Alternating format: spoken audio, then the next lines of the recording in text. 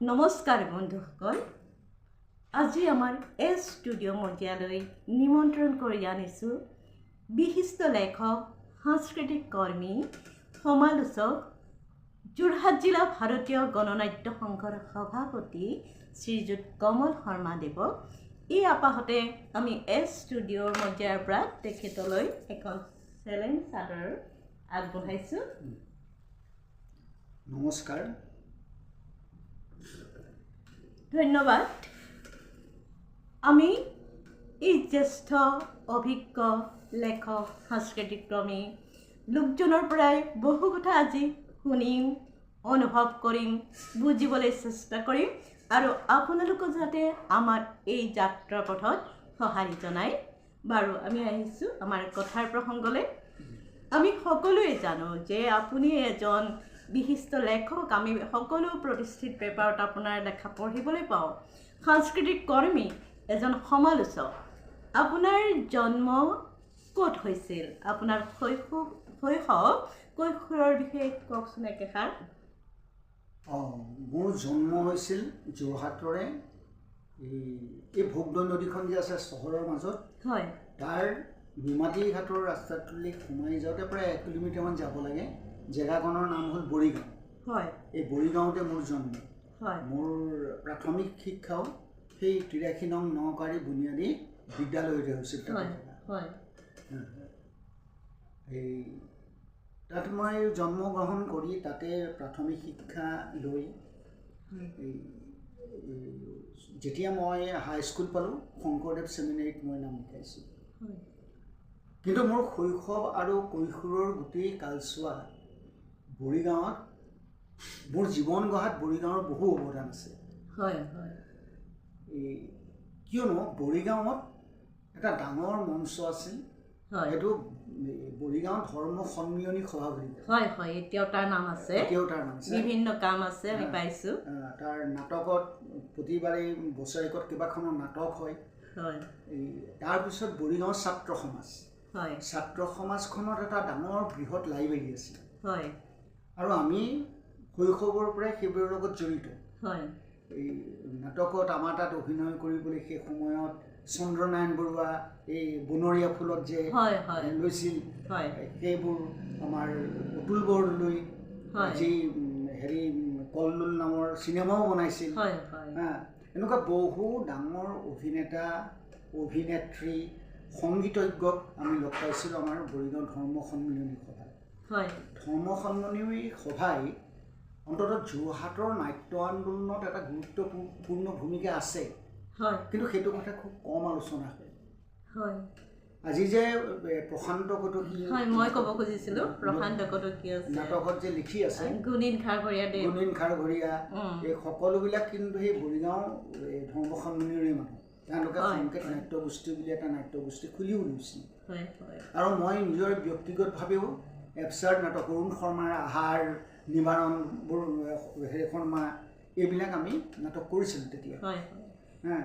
এতিয়া মই এইখিনিতে এটা প্ৰশ্ন সুধিছোঁ যে আপোনাৰ লেখক জীৱন কেনেদৰে আগবাঢ়িছিল বা কেতিয়া আৰম্ভ হৈছিলে? আচলতে লেখক বুলি মই নিজকে নাভাবোঁ। হয়, কেতিয়াবা কিবা মনৰ ভাৱ আহিলে লিখোঁ, যদি সমাজৰ কামত আহে। হয়, এনেকুৱা নহয় যে লেখাৰ তাগিদাতে মই লিখি থাকোঁ। হয়, মোৰ এনেকুৱা ধৰণৰ কথা নাই। তথাপিতো লেখকক পৰিৱেশে বাধ্য কৰায়, নহয় জানো? এটা পৰিৱেশে বাধ্য কৰায়। মই প্ৰথম এটা কবিতাৰে আৰম্ভ কৰিছিলোঁ। হয়, কবিতাটো গাই শুনাব নেকি? কবিতাটো মনত নাই মোৰ। হয়, হয়। তেতিয়া নতুন অসমীয়া বুলি এই এখন বাতৰি কাকত ওলাইছিল। হৰেন্দ্ৰনাথ বৰুৱা তাৰ সম্পাদক আছিল। অসমৰ এজন বিখ্যাত সম্পাদক। হয়, মানে হৰেন্দ্ৰনাথ বৰুৱাৰ নাম নোলোৱাকৈ অসমীয়া বাতৰি কাকতৰ বিষয়ে কথাই পাতিব নোৱাৰি, তেনে এজন মানুহ।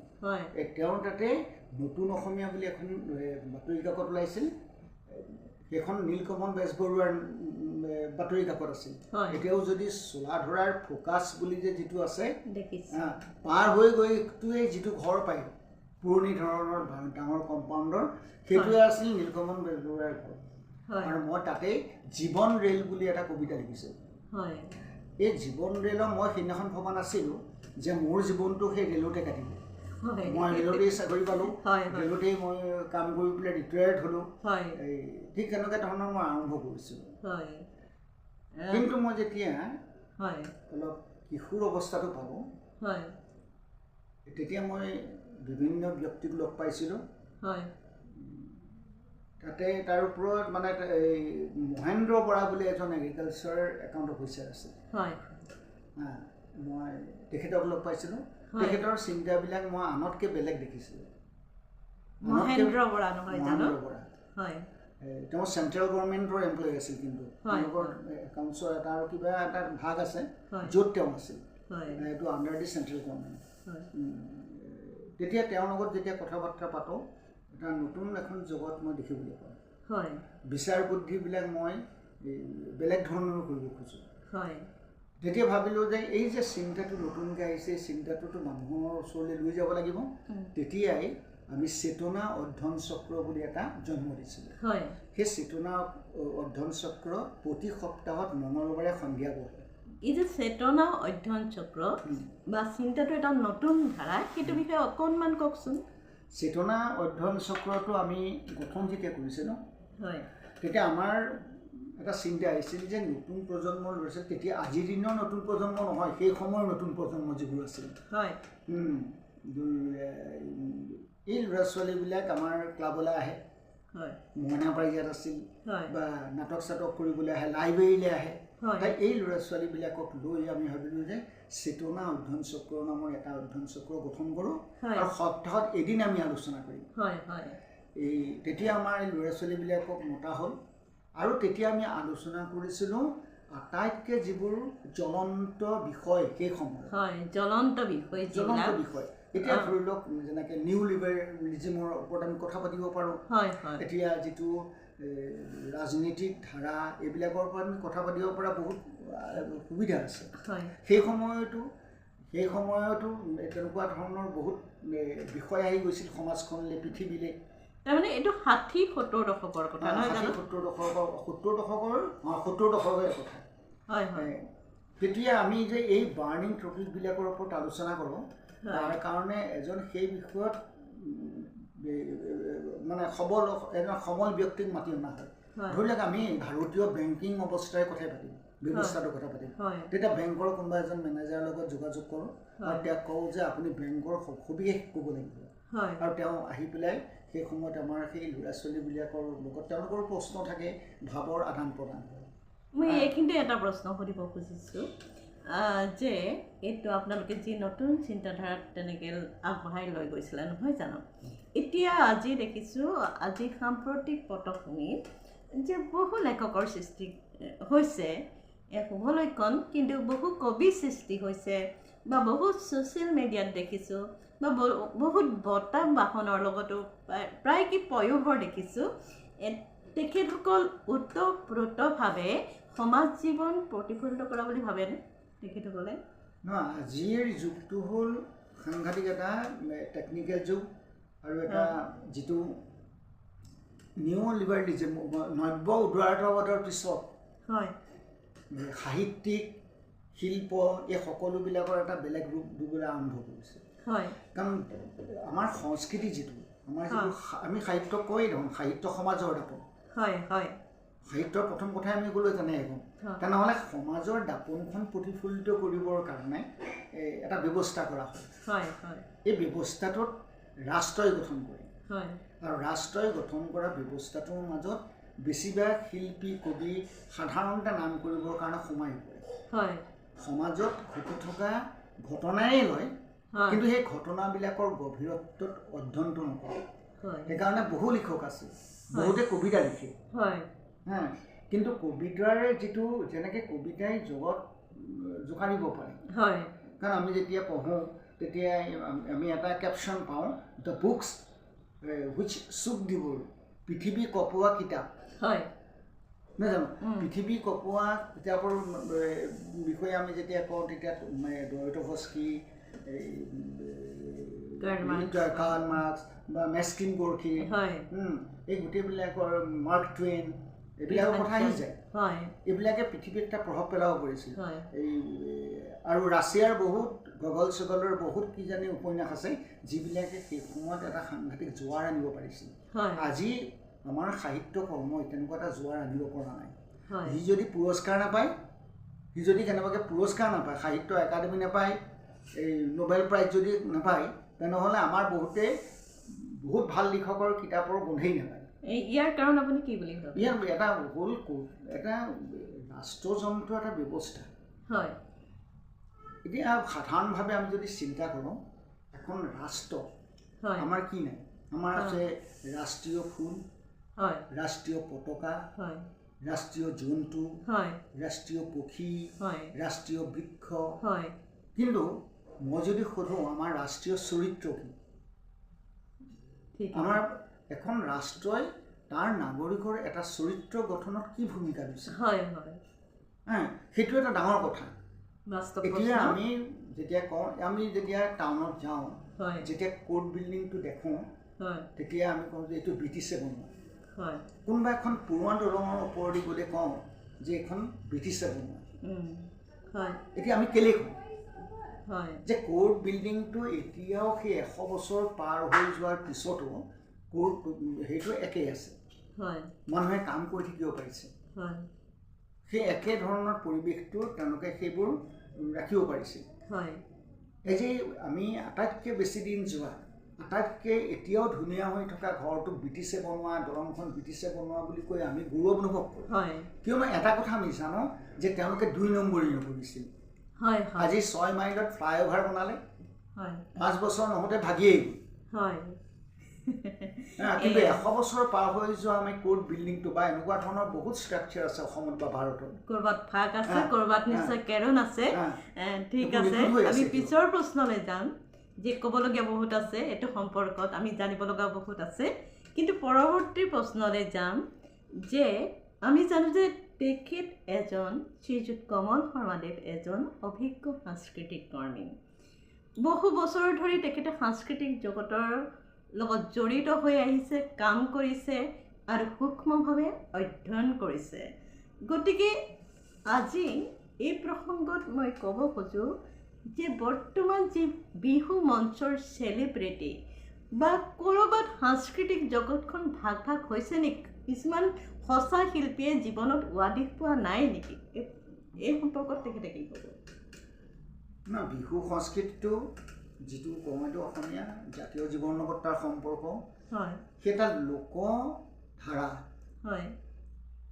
এই যে সংস্কৃতিটো এইটো কৃষক মানুহৰ সংস্কৃতি অসমীয়া সমাজখনত কৃষি প্ৰধান এখন ৰাজ্য ইয়াত বেছিভাগেই কৃষক সেই কৃষকবিলাকেই বিহু সংস্কৃতিটো জীয়াই ৰাখিছিল এনেকুৱা নহয় যে আমি যিটো ৰূপ বিহুত পাইছিলোঁ সেই ৰূপটো তেনেকৈ আহিছে বুলি বিহুৰ ৰূপ বিভিন্ন অসমত যিহেতু জনজাতীয় লোকেৰ এখন ৰাজ্য বহু বিভিন্ন ধৰণৰ জনজাতীয় লোক আছে তেওঁলোকৰ মাজতে সেই বিহু সংস্কৃতি আছিল সেই সংস্কৃতিবিলাকৰ সেই উপাদানবিলাক লৈতো আমাৰ আজি অসমীয়া বিহু বুলি যিটো কওঁ সেই বিহুটো আমি গঠন কৰিছিলোঁ সেই সময়ত বিহু নাম গাইছিল আমি বিহুৰ নাম গাবলৈ আকৌ পাৰ্মিশ্যন ল'ব লাগিছিল গৃহস্থৰ পৰা যে বিহু নাম গাম নেকি কাৰণ হুঁচৰিটোৱে প্ৰধান আছিল হুঁচৰি গাই আমি ৰাইজ মানে মানুহবোৰৰ মংগল কামনা কৰোঁ খগেন মহন্ত দেৱে অসমীয়া বিহু গীতটোক ৰেকৰ্ড কৰি অসমত বহুত মানে উজনি অসমৰ বিহুটো এইটো বহুত প্ৰচাৰ কৰিছিল খগেন মহন্তৰ ভাষাত ক'বলৈ গ'লে তেখেতে বিহু বুটলিছিল তেতিয়া মই তেখেতৰ ফাংচন বহুতবাৰ চাইছোঁ আৰু বহুতবাৰ চাইছোঁ অলপ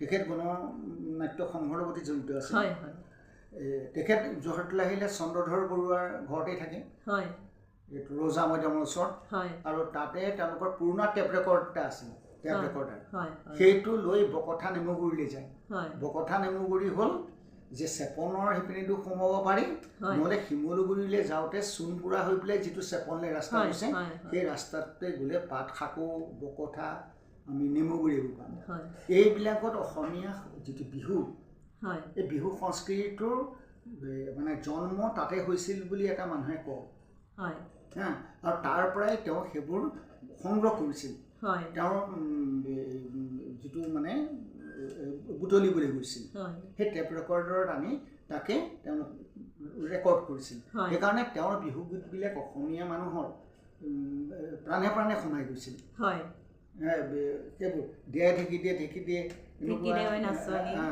হাতত নচুৱাই থাকিবৰ মন এই একেটা গানকে গাই গাই ৰাতিপুৱাই দিছিল কোনোবা এঘৰ মানুহত আৰম্ভ কৰিলে সেই সময়তে কোনোবা এটা যেনিবা সেইপিনে আহিছে সিও আকৌ নঙলা খুলি পেলাই আৰম্ভ কৰি দিলে গীত সেইটো গীত আকৌ আৰম্ভ হৈ গ'ল এনেকে বিভিন্নজনে একেটা গানকে পুনৰ গাই ৰাতিপুৱাই গৈছিল মানে জনজীৱনৰ যিবোৰ বাৰ্তা তেওঁলোকে সেই কথাবোৰ বিহু নামত আনিছিলে কিন্তু এতিয়া বিহুৰ যি বিহু গীতৰ যি লিৰিক্স আচলতে কিছুমান লিৰিক্স এনেকুৱা কথা এনেকুৱা যে আমি পৰিয়ালৰ সকলোৱে একেলগে শুনিবলৈ দিগদাৰী হয় গতিকে এইখিনি মানে গৰখীয়া নাম হিচাপে গীত হিচাপে আছে পথাৰৰ মাজত কোনোবা ডেকা ল'ৰাই গায় তেনেকে সেইবোৰ সমাজত নাগাইছিল আৰু এইখিনিতে এটা কথা কওঁ যে মই কৈছোঁ যে বিহু মঞ্চৰ চেলিব্ৰিটিৰ কথা আনিছিলোঁ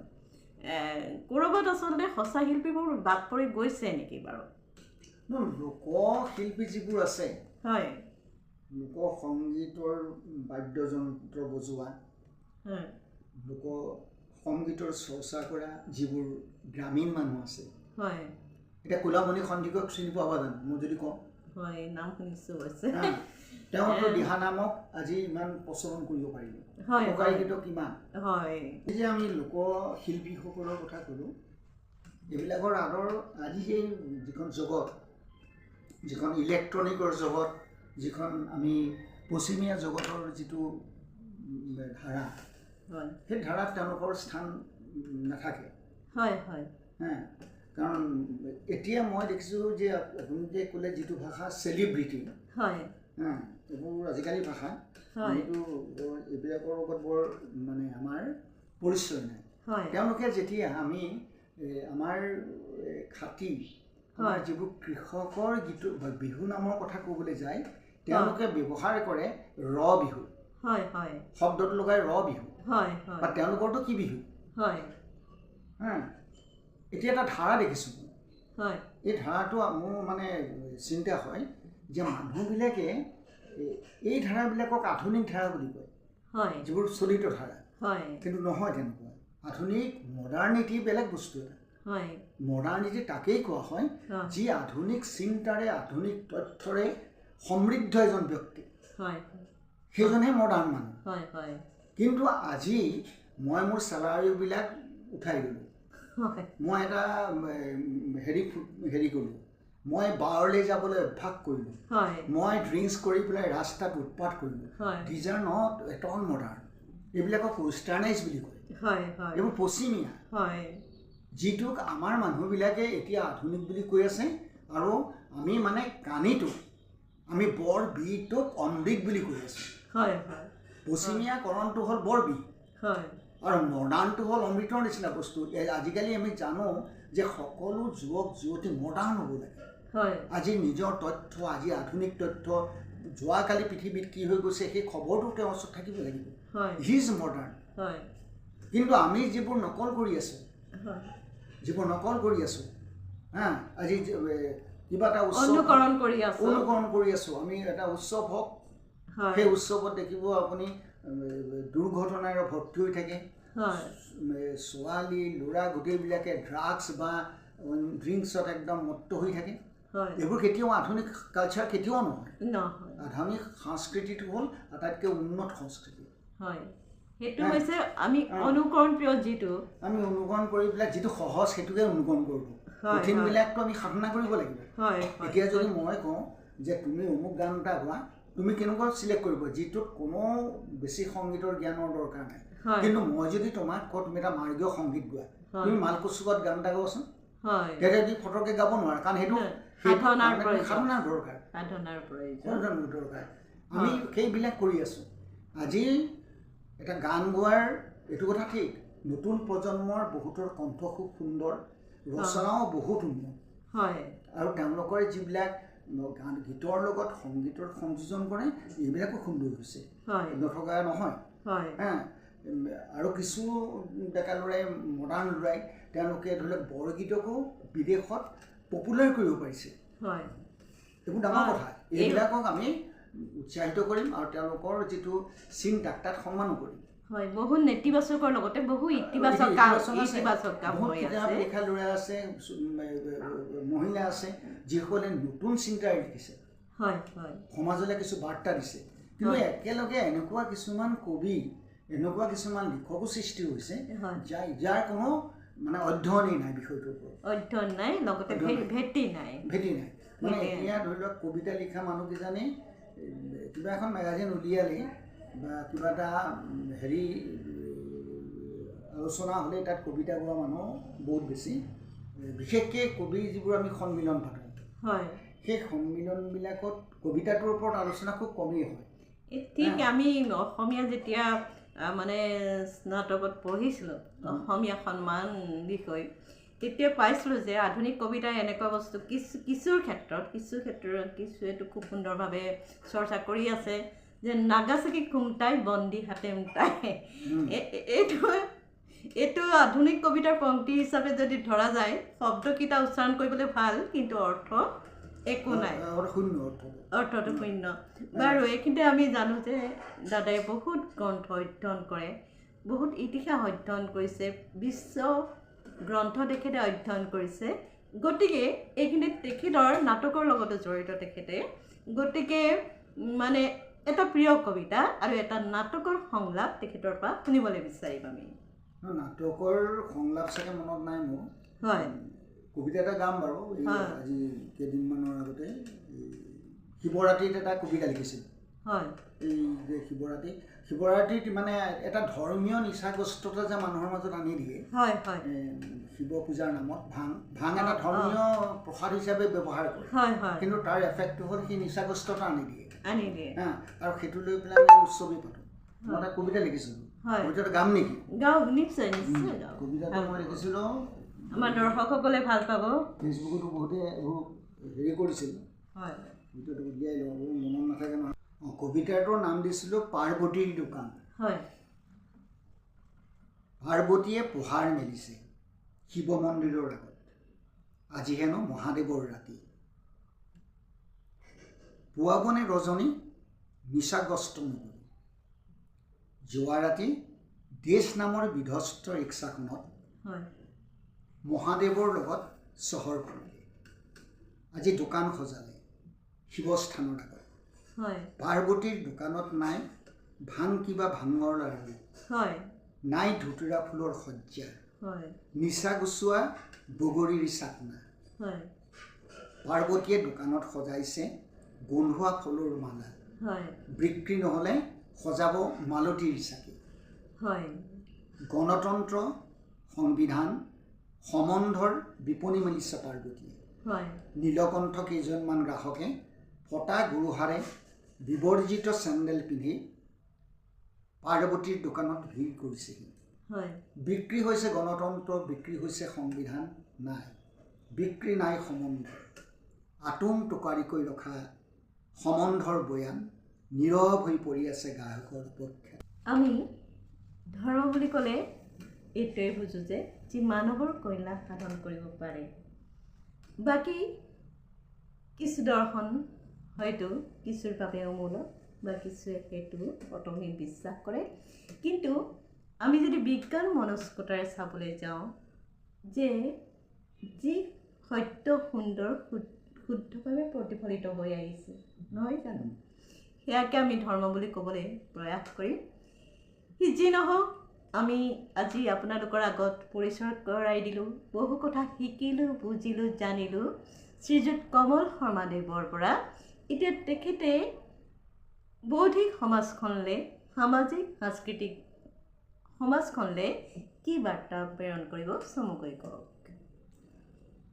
প্ৰশ্নটো বহুত গুৰুত্বপূৰ্ণ আজিৰ দিনত, যি বৌদ্ধিক সমাজলৈ মানুহে চাই থাকে। কিন্তু এই বৌদ্ধিক সমাজখনো বিভিন্ন ভাগত ভাগ হৈ আছে।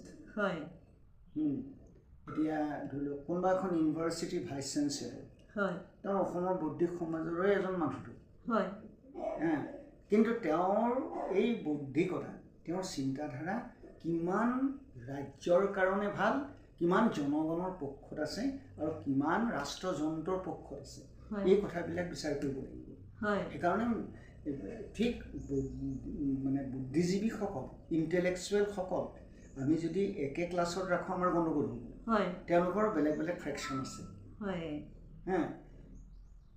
এই যে বুদ্ধিজীৱী বা আন আন শিল্পী সকলোবিলাক স্পেইনৰ গৃহযুদ্ধত কি হৈছিল স্পেইনৰ গৃহযুদ্ধত দেখোন চিত্ৰকৰ কবি বুদ্ধিজীৱী সকলোবিলাক লাগি গৈছিল দেশত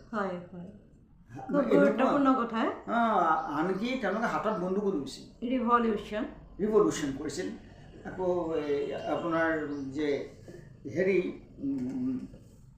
এই আপোনাৰ এই যে গোৱেনিকাৰ যিখন ছবি আঁকিছিল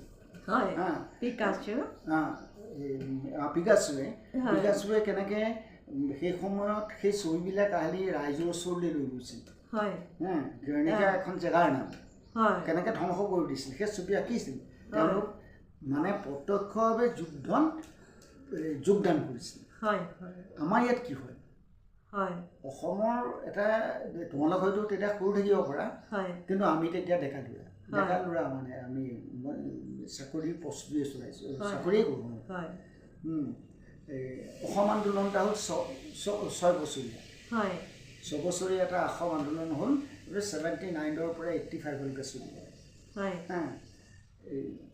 এই আন্দোলনটোত অসমৰ বহু বুদ্ধিজীৱী জড়িত হৈ গৈছিল কিছুমানে এই গোটেই আন্দোলনটোক এটা বেলেগ দিশলৈ লৈ গ'ল বুদ্ধিজীৱীৰ ভূমিকা সমাজখনত কেনেকুৱা হ'ব এই কথাটো বুদ্ধিজীৱীজনে সেই সময়ত কি প্ৰভাৱ পেলাইছে সেইটোৰ ওপৰত নিৰ্ভৰ কৰিব অসমত বহুত বুদ্ধিজীৱী আছিল যি দেখুৱাই দিছিল বাট দেখুৱাই দিছিল কিন্তু তেওঁলোকক এই যে আৱেগত উতলা হোৱা এই বুদ্ধিজীৱীবিলাকে সেই মানুহবিলাকক শত্ৰু বুলি দেখুৱাই দিয়া হৈছিল যাৰ কাৰণে আমাৰ বহুতো বৈজ্ঞানিক চিন্তা কৰা বিশিষ্ট চিন্তাবিদে ৰাজপথত তেওঁলোকে লাঞ্ছিত হ'বলগীয়া হৈছিল